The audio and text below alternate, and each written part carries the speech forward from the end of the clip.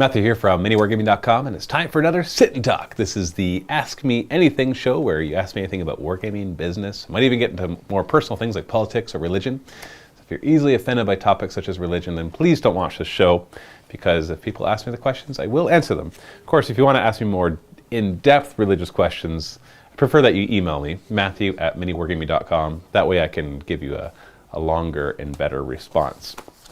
And if you want your comment or question answered, make sure you leave it in the comment section below, unless you're watching this on YouTube, in which case you should click the link in the video description below and then go leave a comment there. I notice that people still post it on YouTube. Sometimes I think they're just posting comments, not necessarily get responded to, but some people are still posting and thinking that they'll get responded to, but you won't. So make sure you leave it on the Mini Wargaming site. And while you're there, make sure you thumb up other questions that you are interested in seeing me answer. And that way I answer the top 10 thumbed up questions, and then I just go for random questions after that, because there's always too many for me to answer. For example, this week there are 20 pages of questions, and I typically get through 5 to 10 of them.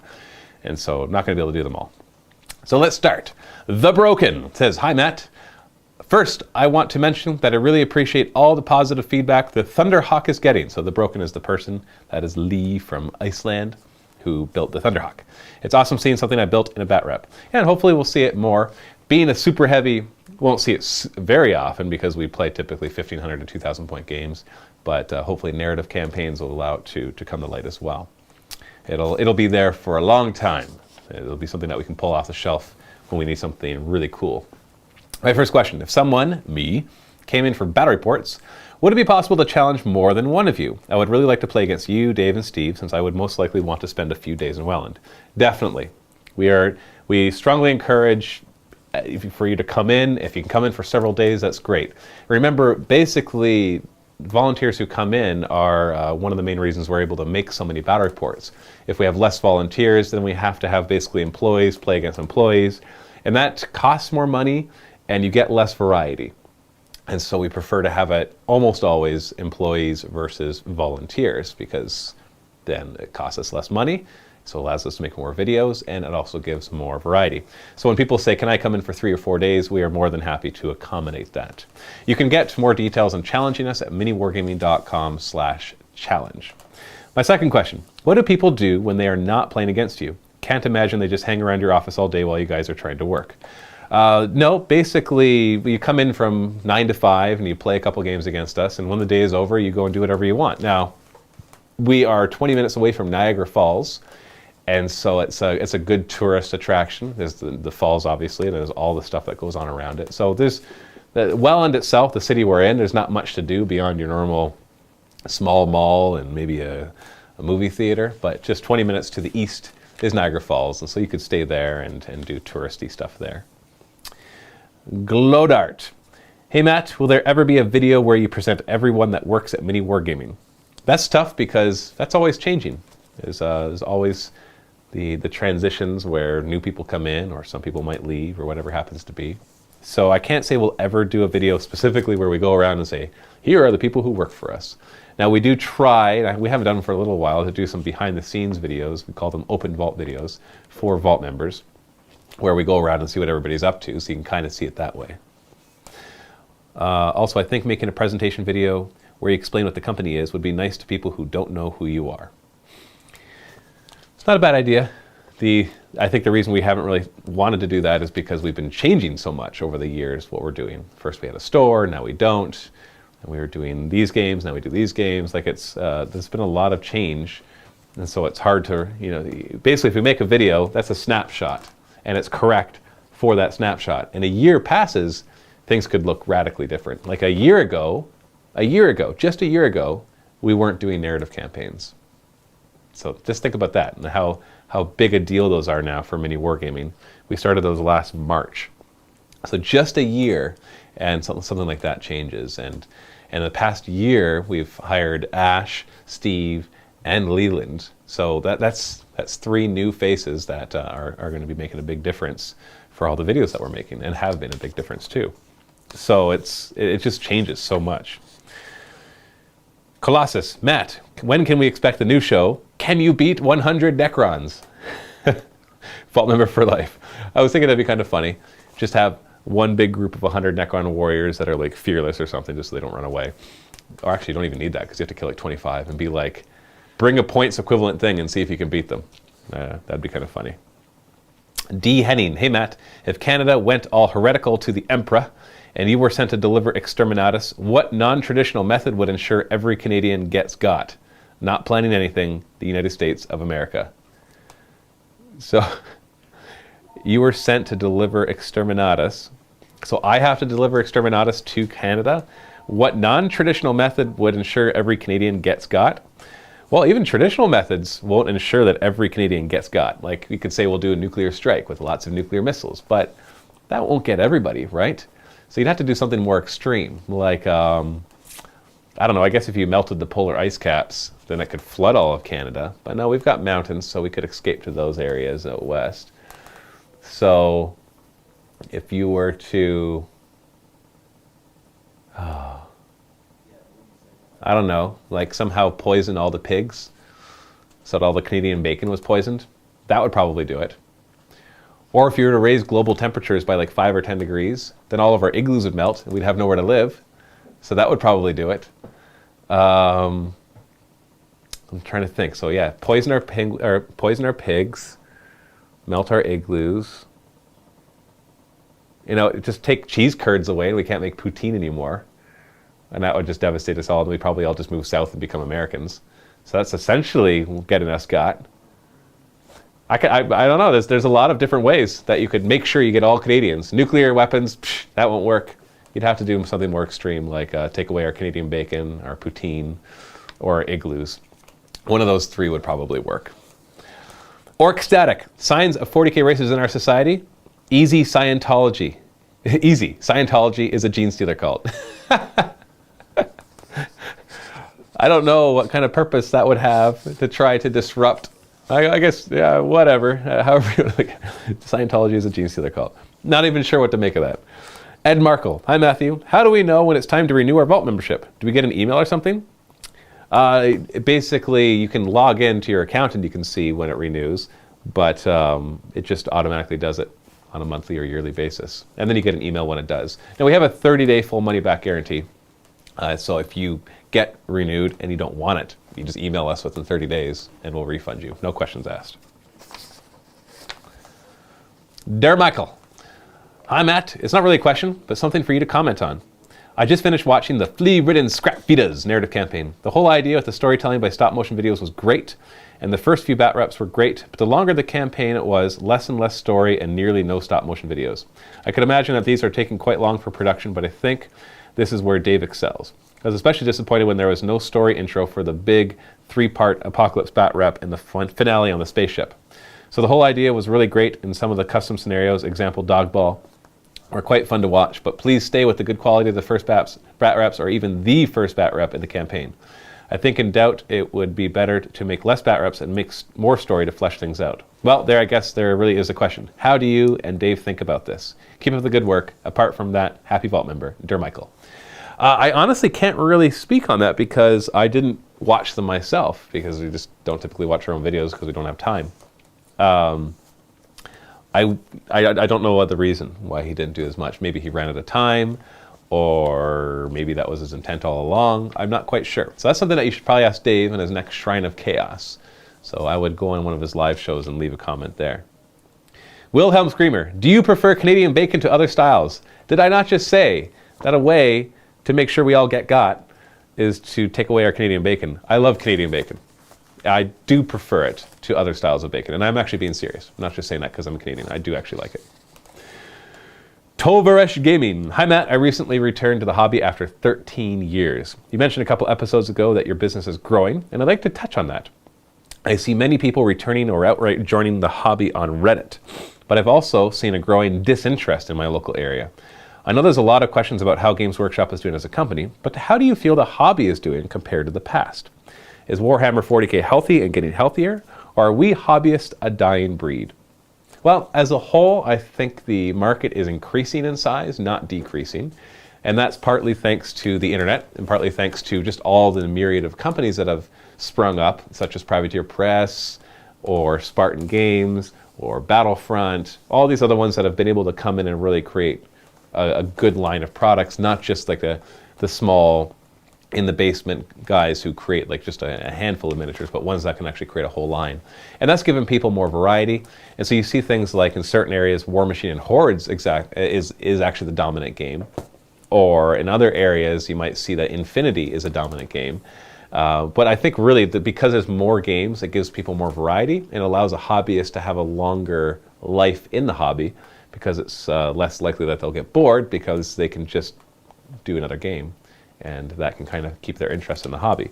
Games Workshop, well, their numbers are decreasing slowly, and so it's showing that there is some sort of decline there, which makes sense for a couple of reasons. One, there are other companies taking more of the market, but I think also because of just the pricing structure that they've chosen to have and how expensive they've gotten. And I think I honestly think that combining that with a bit of their social awkwardness. I don't mean gamers in it. I mean actually Games Workshop just kind of not really grabbing hold of what the internet can really do for them with all the social media stuff that they do have. I think that's hurting them. And I don't think it's necessarily because they're this big evil company. I think that they've just kind of made decisions that are incorrect and that they could do better. Just to better. They have made some improvements. Like they're using YouTube a lot more now. They're actually posting regular painting tutorials and stuff, and I think that's phenomenal. But they could be using social media a lot more than what they are doing to reach out to the community and kind of feel like a smaller company. Because the bigger a company gets, the more people just love to hate it. It just becomes an automatic thing. If a company is big, then people's natural reaction is this must be a faceless corporation that doesn't care about people, only cares about profits. And really, even a big company is made up of a lot of a lot of people. And so those people, obviously they're going to care about profits, but they still can be driven by the passion to create the best products possible.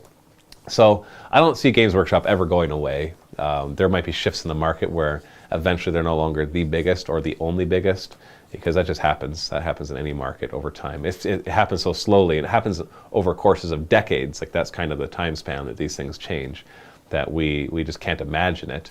But if you look at every other market, there's been companies rise and fall over the course of decades. And so I think Games Workshop could do better in a lot of ways, but they're producing phenomenal products. Now, from our point of view, and this is kind of a skewed one, but we're seeing, as Mini Wargaming, we're seeing a lot of growth. And a lot of that is to do with our 40K and fantasy content, and not as much of our War Machine and Infinity content. Now, mind you, Infinity, we still have to kind of get some traction there and making more, but doing narrative campaigns and 40K battle reports and fantasy battle reports, we're seeing a lot of growth there. So more and more people are watching our videos.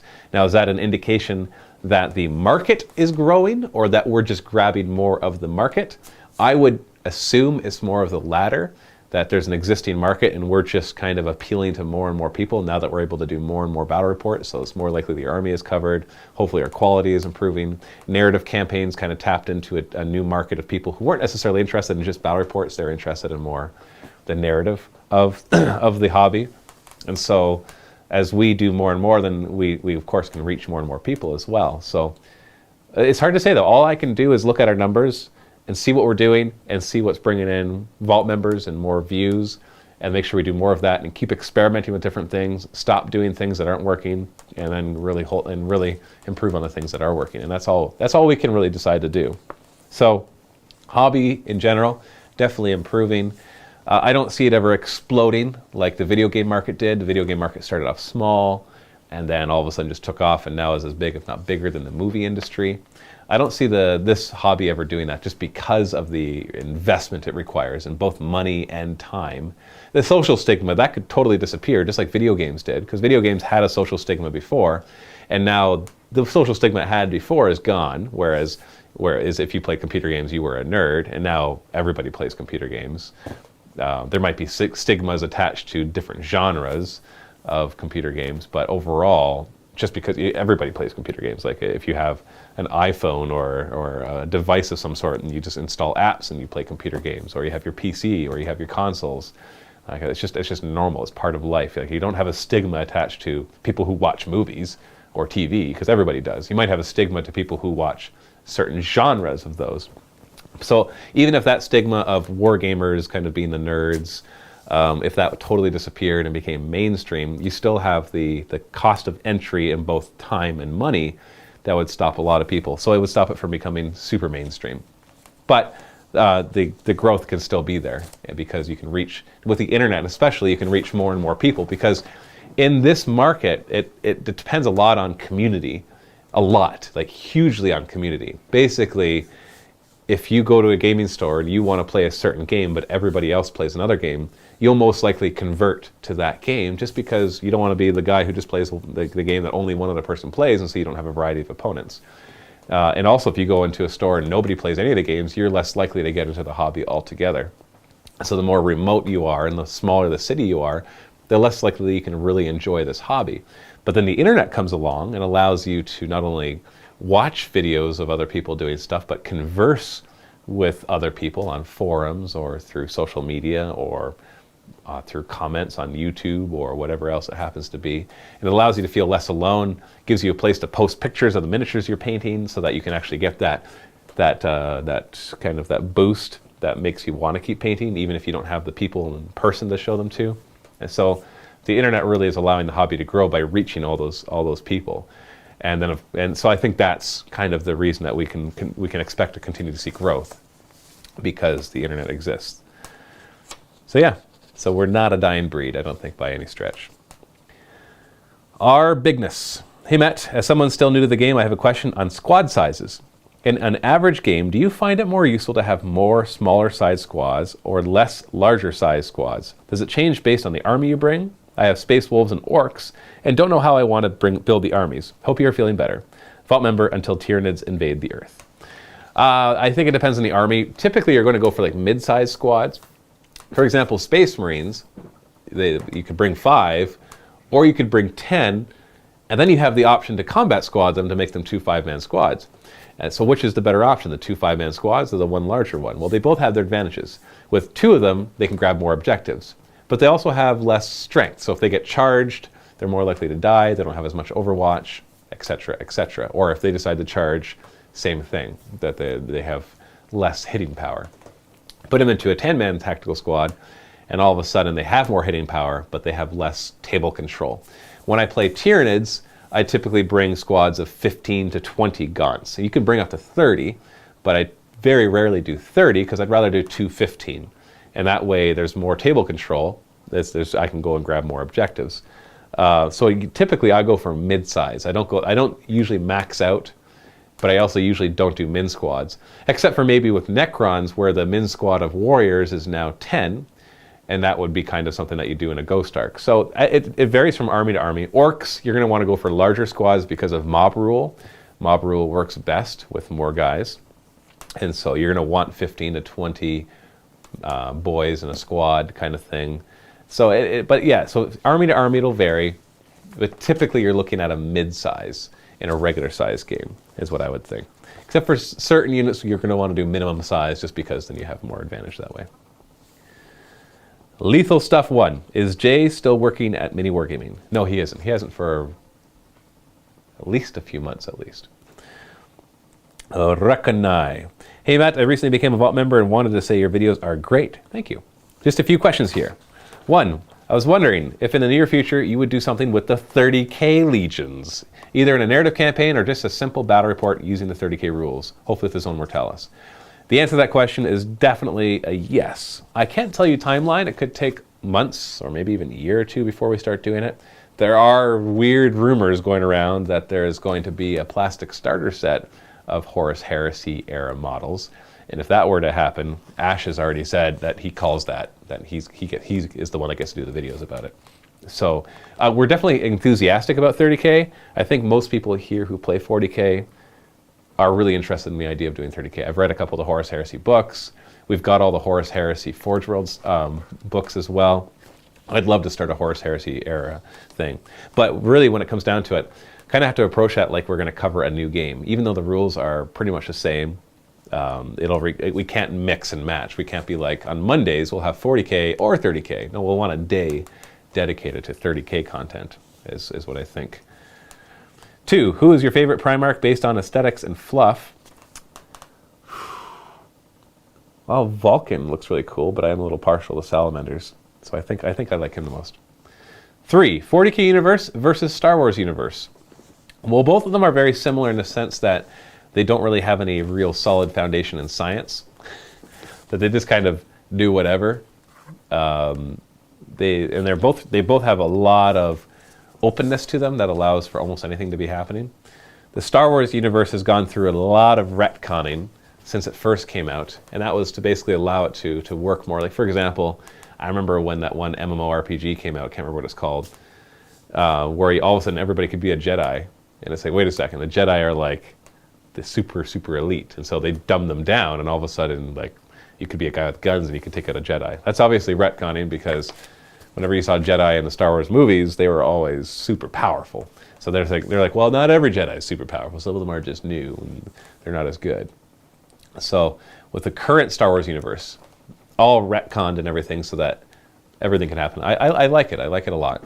40K universe, I think, is still more my favorite, but that might just be more that I've gotten into it, that I've read more about it, so I'm more familiar with it. Miso. Matt, I know you do not play War Machine so much anymore, but could you comment on the new errata banning the double teleport? No, because I have no idea that there was an errata banning the double teleport. The internet has gone crazy over it. If you do not know anything about it, could you call someone into the sit and talk and ask them? Fortunately, the guys who play War Machine are in a battle report right now. It's probably the biggest and most dramatic nerf change ever in the game. Sorry, I haven't played War Machine for a long time, so I don't know anything about that. Smetaman76. I can't help but notice you have a huge stack of papers every sit and talk, but only ever read through half of them. Have you ever considered only printing out what you think you'll be able to get to, and maybe a little more just in case? That's what I do, actually. And I actually usually do get through most of them. I print off 10 pages, and I typically get through 5 to 10 of those pages. Or even better still, read questions from one of your iPads, save some trees and some money. That's actually not a bad idea, because I have an iPad right here that I could just go and look at it. So I guess just so used to printing stuff. Noof. Hi Matt, here's a moral dilemma for you. A mad professor has tied 5 people to some train tracks. A train is hurtling down a track towards the 5 people. You are on a bridge under which it will pass, and you can stop it by putting something very heavy in front of it. As it happens, there's a very fat man next to you. Your only way to stop the train is to push him over the bridge and onto the track, killing him to save 5. That's horribly morbid. Excuse me. Should you proceed? Obviously not. I'm not going to kill somebody to save somebody else. Unless it's myself. But even then, that's questionable. So no, I would not push that very fat man in front of the train to save those 5 other people. Because in the end, it's on the mad professor that those 5 people die, not me choosing not to stop the train by killing somebody else. War Boss Tough Scragga. Howdy, Matt. I'm fairly new to the actual playing 40K, and I love my orcs. The fluff consistently makes me laugh, and it's always fun to bring the daga. Excuse me, can't get this cough out. That being said, how do you feel about a world or universe with multiple divine beings, some allying together, some vying for power over the others, all different in power based on the number and fervency of their worshippers? Personally, I find the notion of there being only one true divine being and only 2 options for an afterlife to be a tad dull. No slight intended. Also, what is your favorite kind of bread? I love the randomness.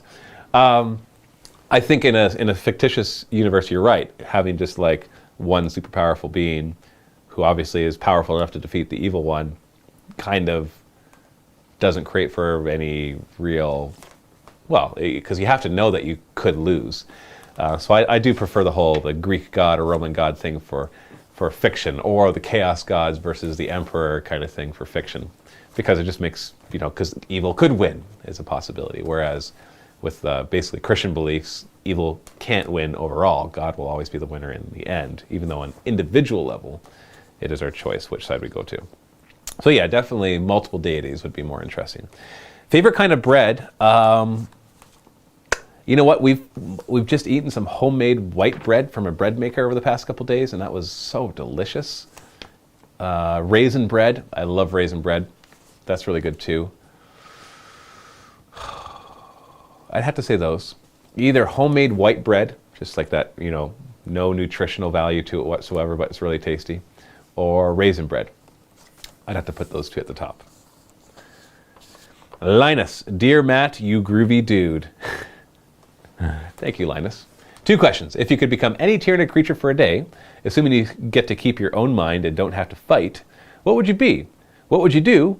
And would you still like to be referred to as Matt whilst in your Tyranid form if you met someone you knew? Any Tyranid creature. I think I'd have to be a winged hive tyrant because they're the best, by far. And then I get to fly. And who doesn't want to fly? I guess I could be a gargoyle as well. That way I'm smaller and I could fit into things a little better. I wouldn't be so like bulky and have a hard time getting around. But I think being a winged hive tyrant would be pretty nifty. Would I still want to be referred to Matt? Of course. I'd land in front of somebody, terrify them, and be like, "Hello, I am Matt." I don't know. I would want to do that for sure. What would I do? Well, I'd fly around. I'd get as high up in the air as I can. I would just fly, because flying, I think everybody wants to be able to fly. That's just cool, except for people afraid of heights. But I'm not afraid of heights, so I'd love to fly. And I'd want 2 twin link devours, because I'd want to see how they fire in real life and see how effective they are. I wouldn't fire at people, obviously. Yeah, just do some property damage maybe, or like fire at trees to see how well it works. Question 2, if all the armies in 40k had a massive party, which army do you think would be the life of the party? And which army do you think would get invited? Well, I think you shouldn't invite the Dark Eldar, because then the party could get a little weird. So I would exclude them from my invitation. Who would be the life of the party? Well, ironically, the Dark Eldar would probably be the life of the party, but we're not going to invite them. So I would say if they could all get along, the life of the party would be probably orcs, not Necrons. They would be very... Although Necrons could do some really cool techno music, like all that dubstep kind of stuff. I think they'd be really good at that. So Necron would be the DJ, doing the all that kind of stuff, all the techno. That'd be Necrons. I think orcs would be like the guys all drinking at the bar and getting into bar fights. So I don't know if you call that the life of the party, because that's kind of a downer that they'd always be getting in fights, but that could be interesting. Eldar, of course, would be like, they're really good dancers. I think Space Marines would be a bit of a dud because they're just kind of emotionless and kind of boring. So, you can still invite them, but, just make them the bouncers or something. And the Tau could be fine. I don't know much about how well Tau would perform at a party, but I'm sure they'd be fine. I kind of picture them just like humans. So they're just not much different there. And, yeah, I think that's a good cross-section right there. Q, Mr. the Q. Hi, Matt. Have you ever considered doing a Batrep with the most unbound and broken list you could think of just by spamming the best units from various codexes on either side? That sounds kind of boring. So no. So have like one team be a Helldrake, a Riptide, a few Broadsides, a Wraith Knight, some Jet Bikes, a Centurion Squad, etc. versus, well, you get the idea. It would be an interesting exchange for a beat map Batrep. Vault member until pancakes become better than waffles. I agree with you, Matt. I don't think I'd want to do that, because I honestly think it would be boring to watch. It would just be like, okay, yeah, that's super cheese. What would be interesting, though, would be to have both players try to really create competitive lists, but not unbound competitive, like competitive that would make sense at a tournament, for example. I think that would be interesting, just to... I'd create a Necron list that's the most powerful Necron list I can create, and then somebody else would create an Eldar list, which is the most powerful Eldar list I could create, and then we'd fight and see what happens. So no, kind of the gloves get taken off. No, like you need to make sure you only bring 1 or 2 flyers, or you make sure you don't go all mechanized. Like both sides just anticipate the worst from their opponents and build the strongest armies they can. So that I would think would be a good idea. Whitmore-Gator. Hey Matt, have you ever thought about involving some of the out-of-print games as special missions in a campaign? Example, you could start a 40k campaign for a few missions, then do a Battlefleet Gothic mission when an enemy fleet shows up or something. We have thought about that before. You can even feature some of the other games we never see anymore. Epic, Necromunda, Dreadball, Inquisitor. I think you mean Blood Bowl, because Dreadball's Mantic. The other ones you're all mentioning are Games Workshop. Yeah, that we have thought of that before. Not any plans to do that yet, but it could be something that happens in the future. Or perhaps some kind of flashback or time travel or past life mission, and we see a fantasy battle in there. I think it would provide some exciting variety with which your devious games master mind can run wild. I love my Vault membership, and thanks for you guys for all you do. Yeah, those are interesting ideas for sure, and you might see something like that happen in future campaigns. Jubble. Just want to explore your morals for a moment. Hope you don't mind. A couple of weeks BC, before cold, you said you wouldn't like to live in the grimdark future where there is no hope. You also said that if you were given godlike powers that you wouldn't remove the grim dark of the present, as it helps define us. So if the future was grim, why wouldn't you want to live there and be more defined? Well, the 40K grim dark is a little more grim dark than here.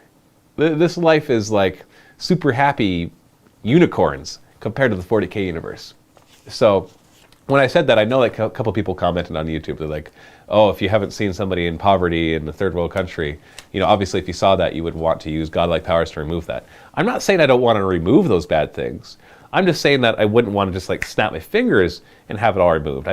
It's our efforts that go into removing that. Of course, I'm going to strive my best to remove poverty wherever I can and comfort people wherever I can. And like personally, that's something that we should do. What I'm trying to say is by having those bad things in our life, it forces us to kind of confront them and work on them, and that helps us to grow. So I think the grimdark future of 40K is a little more dark than here. I know there might be pockets of places here on Earth where there's some pretty bad things. I know there's bad things all over. You know what I'm saying? Like really bad. But I think the 40K universe as a whole is just like one big, grim, dark, unhappy place to be, like where nobody's happy. Pricey 101. Hey Matt, I have a couple questions. One, in the background of some of your battle reports, I see honor badges, and I was wondering if someone made them for you, or if not, where you got them from. Yeah, somebody made them, but you can get them as well. Laughing Reaper. Google that because I don't remember the URL. He made them back when we did our Indiegogo campaign for the studio. Two, what happened to Apocalypticon? It's just, we're too busy to do it. It's not really a moneymaker. It was more a community thing, which was fun. But summer has become our busiest time for making battle reports, and we're so focused on making videos that all of a sudden we have to organize this big event, which in the end doesn't even really create good videos. It's just a fun thing for the community to do, which I don't have anything against that part of it. It's just taking too much of our resources to do it. So maybe it'll come back in the future, but I kind of doubt it. 3, will you ever do another one of those anniversary videos like you did with Dan and Dave? Thanks. I'm sure we will. Big Mike 315. I really enjoyed the Kill Team Batreps. Any plans to do more of them? Maybe alternating weeks with who would win. There are plans. I want to experiment. Remember, everything that we do is experimenting. So we try shows, and then we see how much people like them. We see how many people sign up for the vault because of them, and that makes decisions. So yeah, there are plans to try out Kill Team.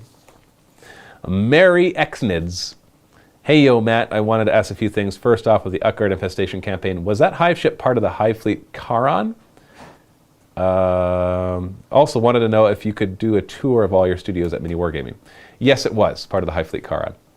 I thought I mentioned that in there, but maybe that's a bit of a reveal, which is okay.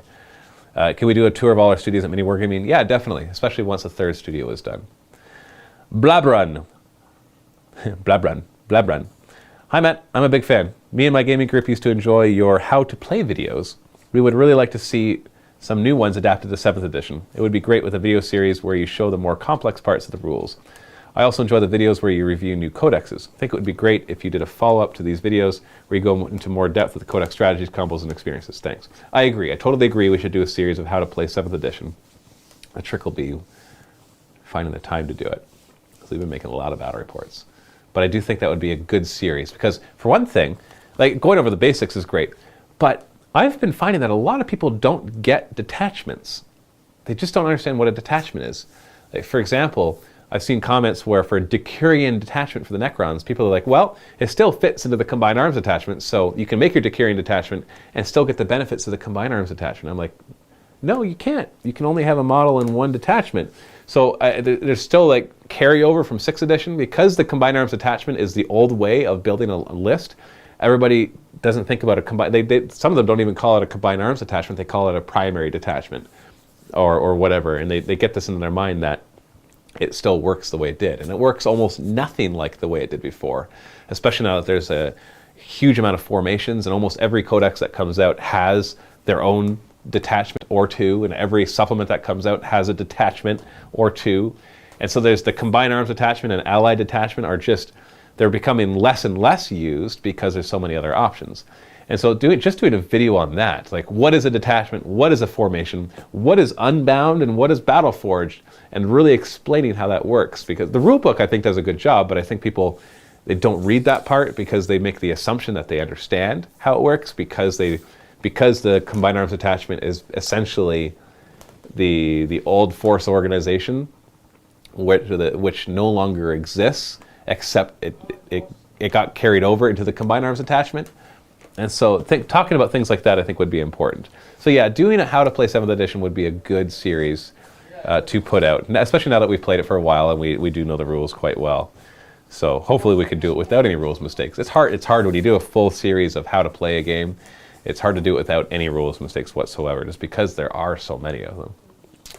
Colossus, Matt, have you seen the trailer for the new Avengers movie Age of Ultron? Yes, I have. Last week the question came up regarding how a Necron would sound, and I think James Spader's voice for Ultron would take my vote. Yes, I agree. That would be pretty cool. Satan's Ashtray. Hey hoo, greetings from Germany. Please don't let us wait 2 weeks for our sit and talk. I know it's important for you to get Vault members, but I think it'll be a loss in the long run. Speaking for me right now, I'm watching mostly the sit and talk videos due to time issues and because of listening to your beautiful voice. Doesn't necessarily mean I have to see your beautiful face while studying, which I had to do if I would watch the Batreps. Of course, it's also very interesting to hear what people around the world have to say, and you respond to them. Fabulous. Keep going with the good work. I'll get a membership as soon as possible, but please don't make bad business decisions like a famous miniature model company by forcing people into something just for their own good. Okay, the last part sounded a bit rough. Please don't be offended. Matt, you're an awesome guy. You know, it's an interesting dilemma that we've faced with that kind of thing, because anytime we would change, and I'm not saying that we are going to, I'm not saying I am going to start putting sit and talks in the vault. I haven't made that decision yet. But anytime we make a change, there's always a negative backlash. Like when we first started the vault, there was a negative backlash. When we first started putting battle reports into the vault, there was a negative backlash. When we first started giving out free DVDs where you had to get a free trial, there was a negative backlash. There's always starts off when all of a sudden we go from, when we start asking people to actually sign up for the vault, there's always negativity associated with that. Like for example, with you, you're like, I think it'd be a bad business decision to switch. But really what you're saying is, I don't want to have to wait 2 weeks, so that must be a bad business decision. But it's not. If I were to make the switch and all of a sudden I saw a bunch of people sign up for the vault because of it, that's a good business decision. Because in the end, a good business decision is one that makes the business more money. And you might think, well, that takes the heart out of it. But if you really think about it, if it was such a bad decision that everybody is so angry at it, they wouldn't sign up for the vault. They wouldn't go out and buy that thing. And so while some people will be unhappy about it, it doesn't necessarily make it a bad business decision. When Games Workshop decides to raise prices, what determines if it's a bad business decision is if it loses the money, not if the community gets outraged over it. Because in the end, what people say, you're going to have this loud minority complaining about certain things, but in the end, all that matters is what people do and whether they sign up. So I'm not saying I'm going to switch the sit and talks or half of them to the vault. All I'm saying is that your reasoning doesn't actually stand for whether it's a good or bad business decision, just because you would be unhappy that it would switch. Like obviously, any time that something switches from being free to paid, people are going to be unhappy about that. And so, but once again, I'm not saying I'm going to do it.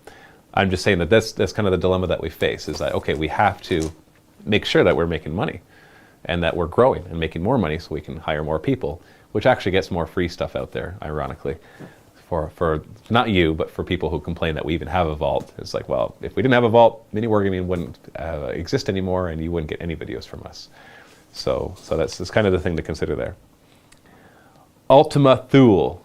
Did this sun move? I'm gonna move back a little. There we go. I don't want to like last week where I had tons of glare. Ultimate Thule. Hey Matt, since we've now learned that we're descended from Necrons, could you do us a favor and review the named HQs from our new Necron Codex? Yeah. I assume you didn't go to college because you didn't have a horse. When they arrive to assume control, I feel it would be wise to be knowledgeable about the leaders of our dynasties. Oh, I see. So there was a link. Additionally, some seem to be very flexible, perhaps more so than the Overlord. So I'd love to hear the mini wargaming take on the changes. I'm assuming we'll be doing more Necron reviews and Tactica and stuff, so we'll probably cover that in the future. Oh, I'm sorry. Apologize for those just listening to the MP3 and don't see when I'm about to cough. Pat Pal 23. Hi Matt, just one quick question. I'm a Tyranid player and I fight a lot of Space Marines. I was wondering how you position your Tyranids on the board when deploying. Where do you like to put your monstrous creatures so they're not shot down by turn 2? Thank you and happy wargaming. It depends on the army composition. If I'm going with like the whole Venom Thrope thing where I want lots of shrouded, then typically you're going to see more of a block of guys in the middle. Monstrous creatures, you just want to start them in cover. And if there is no cover on the board for them to start in, then you're not using enough terrain. So start them in cover, have guys in front of them screening them.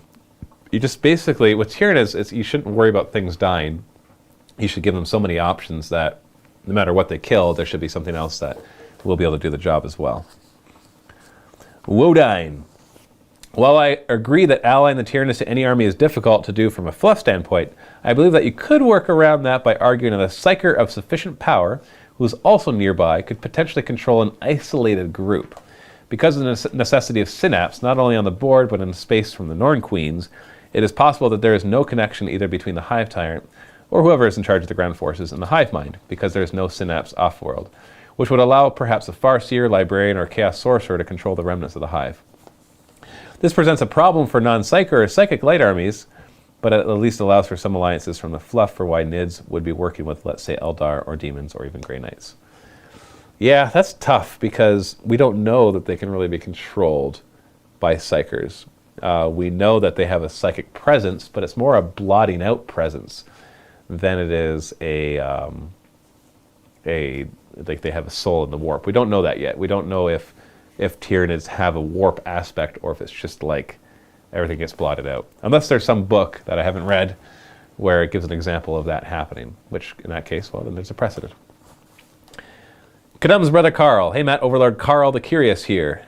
Hope you read my other comment. If not, well, tough luck. I'm going to repost that stuff until you do. My question is, what movie, song, TV show, video game, etc. made you cry the most or felt the saddest?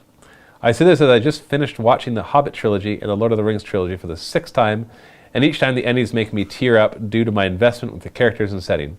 I may be a Necron, but that doesn't mean I don't have feelings. Or maybe it does. Oh, what movie, song, TV show, or video game made me cry the most? I know that I've been emotional with certain movies. I'm just trying to think of an example off the top of my head.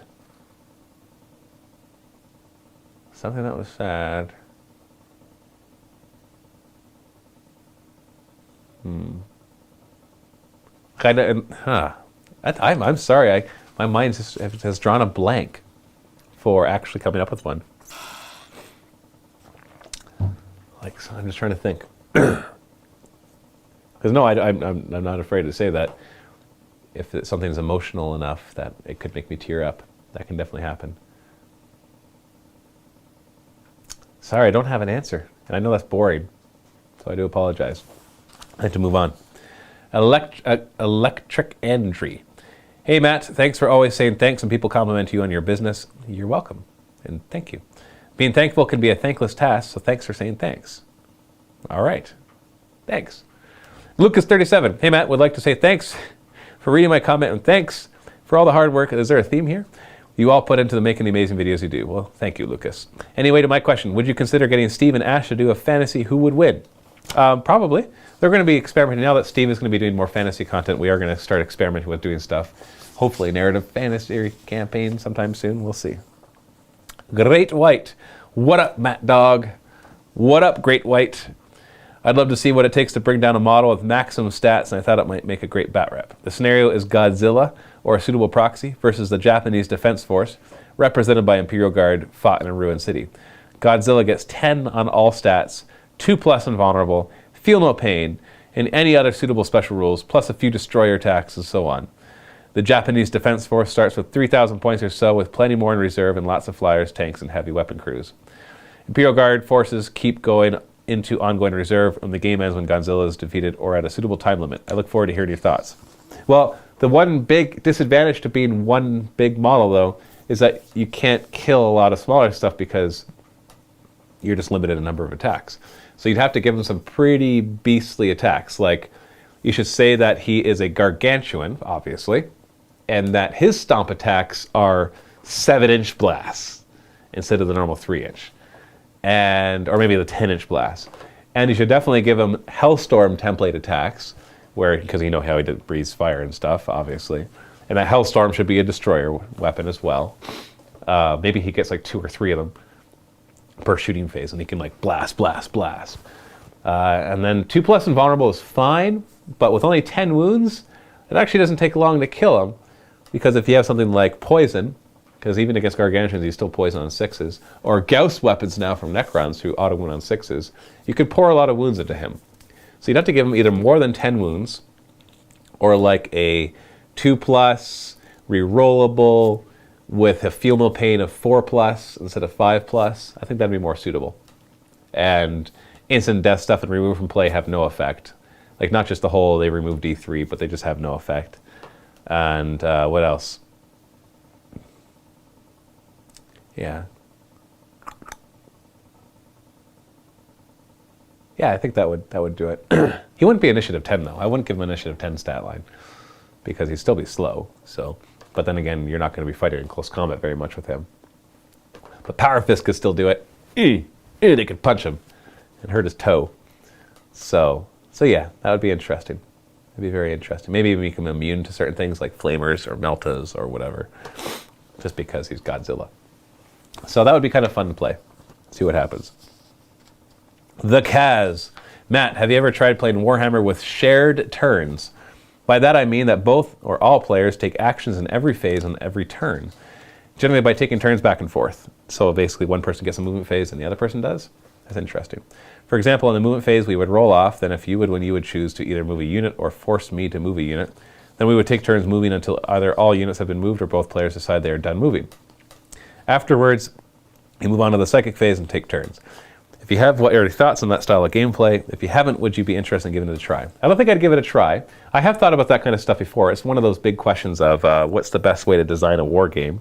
Because a lot of people are like, oh, it's so stupid to have a you go, I go kind of thing, like War Machine or 40K, those kind of games. Like they say it like it's absurd notion that you would do it that way, and yet we have all these games that do it, and they're a lot of fun. And then you have like alternate activations, and I find those tedious because it's hard to keep track of who's activated, and it doesn't scale up. As soon as you go to a larger army, then it becomes incredibly hard to track what's gone and what hasn't. And then you have ideas like yours where they could, you don't have player turns, you just have a game turn, and things could go back and forth, and that could be interesting. Lord of the Rings does something similar to that. And then you have things like ideas where, it's random who gets to activate things, and in an activation you can move and attack. So there's a lot of ways to do it, and there is no perfect way. They all have their advantages and disadvantages. I like the way that 40K does it because it keeps it simple, and it works. It really does work. Now you might say, well, it doesn't. It's not balanced. But it's not balanced for a lot of reasons, and that's not the only one. Because War Machine, a lot of people claim that it is actually a very balanced and competitive game, and yet it has the you go, I go methodology to it as well. Can't get this cough out. Hawk 12. This one is in hopes that all is well with Ash, but did Machine Shop get canceled for good, or is it just on a multi-week break? Thanks as always, and Slay the Warlord. Well, by the time I've read this comment, you've already seen a Machine Shop, so it's just for a week. It's because they had their baby. Kanum's brother Carl. Matt, my boy, thank you for answering my question. Also, if you read this on February 20th, no, well, I guess you'll be reading this on February 20th. That's my birthday. Overlord Carl the Curious of the planet California. Well, because you're going to be watching this at least on your birthday, happy birthday, Overlord Carl the Curious. So as a birthday present, I ask you that you answer this question, you silly Billy. Well, you got lucky. I didn't choose you because of that. It was random. On the topic of Warhammer 40K video games, I'm curious as to why you guys haven't tried Let's Play on Warhammer video games like Dawn of War or Space Marine. Actually, we have. We've done it in the past. You can Google it or go on YouTube on our channel and just search for it. From a business standpoint, it could help introduce people familiar with the video games to the hobby and the channel in general, as Dawn of War alone has a large fan base in and of itself. I've actually found that not a lot of people actually wanted to watch them. That we don't have a big enough channel to draw on all the video gamers, and those who are on our channel didn't really care as much about that. So I've done it with Space Hulk, I did it with Space Marine, I've done it with Dawn of War, and in all cases, they didn't get a lot of views, which was always surprising to me. Wild Horse. Husband thinks like Whopper is now the new mini wargaming t-shirt. Let's make it happen. The problem is there'll be like 10 people that get it. And everybody else will be like, what? Husband thinks like Whopper. Rablo92. Hi, Matt. So if your hobby became your job, what is your hobby now? What other hobbies do you have? Keep up the good work. Well, I don't have a lot of time for hobbies with 3 kids. But I would say that computer games. That's kind of my entertainment. I'll play computer games whenever I need to unwind or relax or whatever. So yeah. Mexicant DPS. Can you please tell Steve to get his Circle Ouroboros army up and running and some Batreps? I saw Chris painting one of his warp wolves in a video, and I have yet to see them fielded. Vault member as soon as my new job pays me. I will pass that on to Steve. There we go. I don't know that headspace. Jorvar123. Hey Matt, how do you feel about the overwhelmingly negative responses to Necrons on your recent battle reports with Leland? Seems as though many find the Codex ridiculous and unfun. Okay, now first off, remember that is perception. Overwhelmingly negative response to Necrons. Because I saw, obviously, bad comments, and it wasn't directed at Leland or me, it was more directed at the fact that the Necrons are very powerful. Seems as though many find this Codex ridiculous and unfun to watch or play against. I disagree, because the first two battle reports you saw were with a Decurion detachment, and I was really trying to win against Grey Knights. And then the second army was Sisters of Battle, which, they're not the strongest army, and so you're pitting a newest Codex against an army that is not Eldar or Tau, and so they're not going to be able to give them a run for their money as much. I have played several more Necron battle reports, and let me tell you, they are definitely interesting. The two I played on Monday against Tyranids were actually really good. The games were really close, and it was a lot of fun, and I think you're really going to like them. I think it comes down to any army that is powerful, like Eldar or Tau. If the player plays super powerful lists all the time, yes, it gets boring. But if the player is willing to try out the huge amount of stuff that they have presented to them, things get more interesting. Like for the Necrons, for example, we have our Decurion detachment, which is going to be very powerful. But we also have the Combined Arms detachment that you can still use. We also have the detachment in formations in the Shield of Baal book. And then we have all the combinations of those. Like you could bring a Combined Arms detachment with one of the formations from the new Necron Codex. You're totally allowed to do that. They're all just formations. And so if you're willing to try out different things and not always have your 4-up reroll in 1 reanimation and have other advantages instead, I think you're going to keep it interesting. So don't worry, I'll keep it interesting. I also know you're going to be tempted to claim the Codex isn't broken, but is that fair when Necrons have some of the best shooting in the game as well as some of the best vehicles, solid close combat prowess, and more durability in their most basic troops than Terminators that a player pays 33 to 48 points for? I'm not going to say the Codex isn't broken. I'm not going to say that it isn't any more broken than any other Codex. This game is not balanced. It is not balanced. Eldar are broken. Tau are broken. Necrons are broken. Well, if everybody's broken, then maybe they're not all broken. You have different levels of power. I can definitely say that things like Tyranids, the sun is following me, goodness sakes, go back here. That Tyranids and Orcs and Sisters of Battle and maybe Imperial Guard, yeah, they're the weaker codexes. And then you have the Eldar, the Tau, the Necrons, Grey Knights, the Imperial Knights that are stronger. This game is not balanced. If you keep trying to play it as a balanced game, you're just going to get frustrated. You're going to just be beating your head against the wall over and over and over again. Play it for fun, play it narratively, and you'll love it. Just absolutely love it. Don't be like, why would I ever bring that? Because this thing is better. If you're that way, you'll stop having fun with the game. Instead, be like, hey, this thing is fun too. I'll bring a Monolith. I'll bring a Catan, even though they're totally and utterly useless. Because it's fun. Because I know I'm going up against a Tyranid player, and I know they're going to have a hard time beating me, so I won't bring all my Armor 13 vehicles and my flyers. Maybe I'll bring a Catan to soak up some points and not allow me to bring as many of these other strong things. Maybe I'll try out this thing that I normally don't do. Like, play the game for fun. And then you don't have to worry about it. And that's how I play, so hopefully that'll keep the battle reports interesting. Doug I. Hey Matt, got a thought on shooting rules in 40k and thought you might be the sort of guy who may have an opinion. I always have opinions. In the shooting phase, when a unit or model rolls a cover save due to intervening models, do you think that on a successful cover save, the intervening unit should then take the hit? Or a D3 or D6 amount of hits to represent they got in the way? Certain games play that way. I know Lord of the Rings does. The answer to the question is no, because it would bog the game down. Also, the intervening models might have different rules of how you can hit them. Maybe they had stealth, or maybe you can only snap fire against them, or all this other stuff that you can kind of get around all that kind of stuff. They might have different toughness values, because when you're rolling cover save, you've already been wounded. And so you wounded on, like let's say you're firing at a toughness 3 unit, and there's a toughness 5 unit in front. And so you wound the toughness 3 unit, they make their cover saves, and then you put those wounds on the toughness 5 unit. If you say, well, we'll put hits on them and then we'll roll to see if we wound them, then why not the other hits? Why not roll cover saves on hits instead of wounds? So if you roll cover saves on hits and then roll the wound, and then the cover saves that you made could go on the unit that's intervening, what if there's multiple units that are intervening? It just gets too complicated. And so for that, I'm more an advocate of simplifying rules. Like mysterious objectives, I hate that rule. So I just only use it if there's flyers, and only keep the result of the Skyfire Nexus, and all the other ones we ignore, because it's just tedious. It's things like Soul Blaze or Winds of Chaos, all that kind of stuff I think just bogs the game down, and I like to minimize those.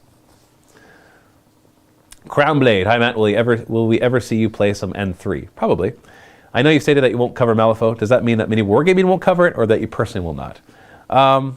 Probably that Mini Wargaming won't cover it because just of the things I don't like about Malifaux, but have to wait and see. But there's no plans whatsoever to cover Malifaux, or any other new game for that matter. We're really trying to work on the games that we do cover and do those better.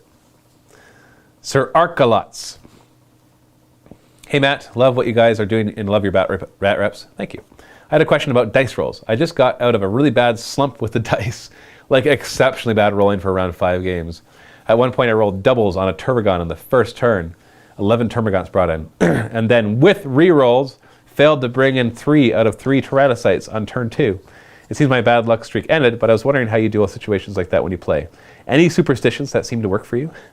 Well, I'm not actually superstitious, although sometimes the dice do get you down. Like I just played a game yesterday, and I couldn't roll 6s to save my life. And I'm playing Necrons. It's kind of important to roll 6s. And I bet if you actually tracked all your dice rolls, you'd probably find that they actually do even out. It's just that there's moments where it's really important, and in those moments, you get those bad things that happen, and so it seems like it's really bad luck all along. So it's interesting how superstitious wargamers are, even if they claim not to be. Like I see people like put down dice and pick up other dice. These ones will roll better. Oh, that one just rolled a 6. So you either have the mentality of, I'll roll it again because it rolls 6s, or, oh, it's already used up its rolling of 6s, so I'm going to use some new dice. And obviously, it's just they're dice. Now there are studies out there. I've seen people talk about like the Games Workshop dice rolling more 1s, and things like that are possible, of course. If the dice aren't made like casino dice, then they could tend towards a certain thing. But if you and your opponent use the same dice, which was what we do in our battle reports, then you really can't complain that it's the dice's fault. Even if they did roll poorer for you, it's just the way that it happened. So it is interesting, though, to see how superstitious gamers are. Almost time. We have time for a couple more. Crackers Finn. I love that Chris is usually in the background laughing occasionally at absurd things. It's almost like Sit and Talk became a sitcom. He's not here today, though, unfortunately. Electric Andrew. Hey, Matt, you said that before that you've played D&D. So I was curious as to what is your most memorable moment or campaign that you were part of. Phone member because you guys didn't pick charisma as a total dump stat. I played lots of role-playing games. I'd say the most memorable, I was usually the GM, 99% of the time. Memorable moments, a lot of them are kind of inside jokes, like I think spiderwebs. There was, my favorite gaming group was one that I played with where they would let me kind of do anything, even kill them, and they would be okay with that because they'd be like, sweet, I get to make a new character. And there was this one moment, there's this one player in our group who was playing a necromancer, but you know, he's still part of a good group. And he's supposed to still be good, but he always tended towards being a little evil. And I don't think it was just him playing his character. I think he was just kind of always tending towards that. And so there was this one point where I was like, I'm going to make he's going to get separated from the group, and he's going to find the sword stuck in the wall, and it's going to be like whispering to him, like one of those, you know, things that are going to possess you, and it's telling him that it'll give him power if he basically sacrifices the rest of his group. So it's supposed to be this big moral dilemma, as he has it here, because his character is like, you know, he's been offered this really awesome, powerful sword, and so when the time actually came to do it, he gets in this spot, and the sword whispers to him, and like the sword says to you that it'll give you great power if you sacrifice your group. And he's like, okay. And he grabs it. It was just like, I didn't even think twice. And he just grabbed it, and then I turned him into a villain, and he loved it. He just absolutely loved it. He had to create a new character afterwards, obviously, because you know, that character now is essentially out of the group. But he just loved that. And then he comes, and then he shows up, and they're all on this bridge, this rickety rope bridge over this big chasm in this cave system. And they're walking across it, and they look back, and he's standing there at the edge of it holding this new sword. And they're like, oh, hey, how's it going? And they're like, what are you doing? And he's like, ah! And he cuts the whole bridge, and they're all like falling down. And it was a very epic and fun moment. I just thought it was funny because he was just like, okay, yeah, I'm good at that. Yeah, oh yeah, who cares about them? We've been playing in a game together for months, but I don't care about them. So I thought that was fun. There's lots of fun moments, but that one is the one that jumps to my mind very first. Well, I'm out of time. Thank you very much for your comments and your questions, of course. Make sure you leave your comments and questions below so they might get answered in next week's Sit and Talk. Thanks for watching, and happy wargaming.